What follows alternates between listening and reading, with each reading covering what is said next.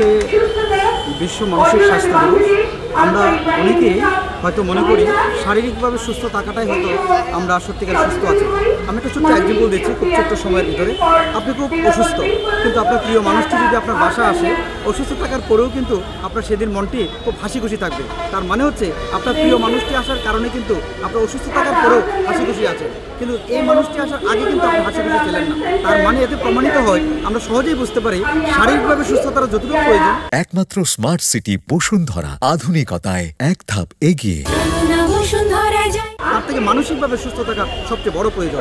আমরা অনেকেই হয়তো জানি না এখন পর্যন্ত শারীরিকভাবে সুস্থ থাকাটাই হয়তো যদি হয়ে আমরা অসুস্থ হয়ে যাই, তাড়াতাড়ি করে আমরা ডাক্তারের কাছে যাই, কিন্তু মানসিকভাবে যে আমরা সবচেয়ে বড় আমরা অসুস্থ হয়ে যেতে পারি, একগড়ে হয়ে যেতে পারি, নিজেকে আমরা একেবারে একগুছিয়ে করে নিতে পারি, সেটা কিন্তু বুঝি না।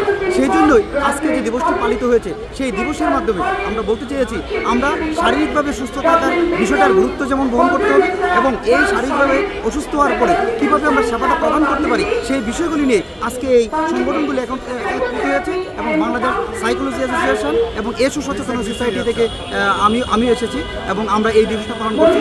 এবং এইভাবেই বাংলাদেশের প্রত্যেকটা মানুষ মানসিক সুস্থতার বিষয়টা গুরুত্ব বহন করবে, এবং প্রত্যেকের গড়ে থেকেই একদম কাউন্সিলর হিসেবে গড়ে উঠবে।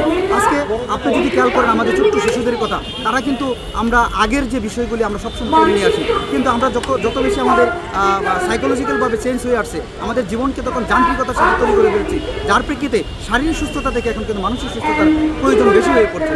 তো আশা করি এভাবে আমরা এরকম দিবসই নয় শুধু আজকে দিবস পালন করার মাধ্যমে শেষ হয়ে যাবে তা হোক না।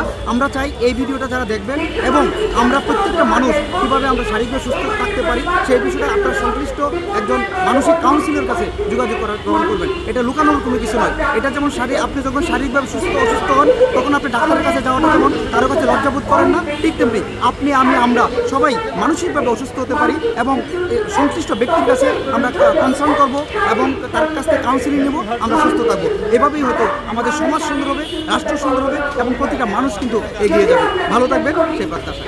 আপনারা কি করতেছেন আজকে? আমরা র্যালি করছি এবং মানুষকে সচেতন করছি। ইতিমধ্যে আমরা সকালে আমরা কত শিশুদেরকে নিয়ে এসো সচেতন সোসাইটি এবং গ্লোবাল স্ট্রিট কানেক্টেড আমরা কমলাপুরে আমরা পকেট দেখিয়েছি। এখানে দেখিয়েছি আমরা একটা জিনিস, যে এই বেবিরা রাস্তায় থাকে, কিন্তু তাদের ভিতরে যে মানসিক সুস্থতার প্রয়োজন সেটা হয়তো আমরা ভুলেই যাই। আমরা হয়তো তাকে পড়াতে অনেক প্রতিষ্ঠান আমরাও হয়তো পড়াচ্ছি, তাকে খাওয়াচ্ছি, কিন্তু মানসিকভাবে যে তাকে সুস্থ রাখার প্রয়োজন, সেই জন্য আমরা কিন্তু সকাল 10টা থেকে প্রায় 1টা পর্যন্ত আমরা কাজ করেছি, এবং তাদেরকে পকেটের মাধ্যমে বুঝিয়েছি যে কীভাবে মানসিকভাবে সুস্থ থাকবে। তোমরা একজন আরেকজনের সাথে ঝগড়া করো, কিন্তু তোমাদের এই জায়গায় কিন্তু তোমাদেরই থাকতে হবে, তোমরা থাকবে, কিন্তু সেভাবে কীভাবে ভালোভাবে থাকা যায় সেই বিষয়টা তুলে ধরার চেষ্টা করেছি।